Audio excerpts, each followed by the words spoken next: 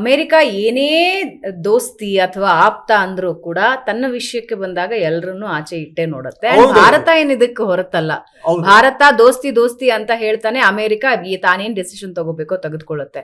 ಆದ್ರೆ ಈ ಟ್ರಂಪ್ ಮತ್ತೆ ಮೋದಿ ಮಧ್ಯ ಇರುವಂತಹ ಒಂದು ಸ್ನೇಹ ಏನಿದೆ ಅದು ಡಿಫ್ರೆಂಟ್.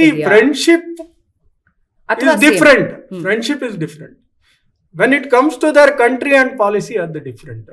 ಈಗ ಅಮೆರಿಕಾಗೆ ರಷ್ಯಾ ಕಂಡ್ರೆ ಇಷ್ಟ ಇಲ್ಲ ಅನ್ನೋಕ್ಕೋಸ್ಕರ ನಾವೇನ್ ರಷ್ಯಾದಿಂದ ವ್ಯಾಪಾರ ಮಾಡಕ್ಕೇನು ನಿಂತ್ಕೊಳ್ಳಿಲ್ಲ.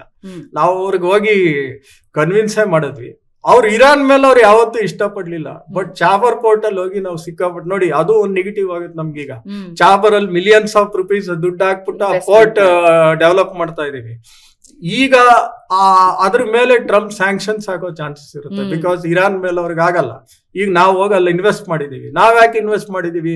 ಯುರೋಪ್ಗೆ we wanted to avoid the Gwadar port. Pakistan ಮೇಲೆ ಯಾವ್ದು ಹೋಗೋದೇ ಬೇಡ.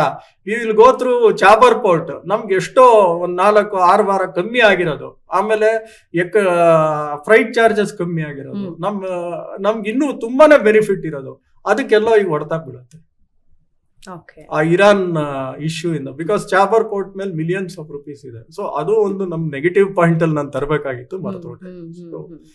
ಈ ತರ ಏನ್ ಹಂಗನ್ಬಿಟ್ಟು ಟ್ರಂಪ್ ಏನ್ ಬಿಡಲ್ಲ, ಮೋದಿ ನನ್ ಗುಡ್ ಫ್ರೆಂಡ್, ಇರಾನ್ ಮೇಲೆ ನಾನು ಬಿಟ್ಬಿಡ್ತೀನಿ, ಭಾರತದವ್ರು ಏನಾರು ಮಾಡ್ಕೊಳ್ಳಿ ಅಂತ.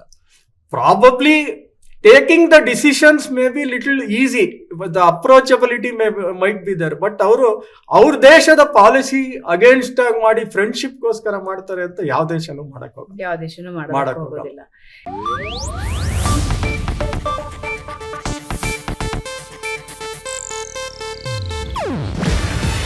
ಇದು ಏಷ್ಯಾನೆಟ್ ನ್ಯೂಸ್ ನೆಟ್ವರ್ಕ್ ಪ್ರಸ್ತುತಿ.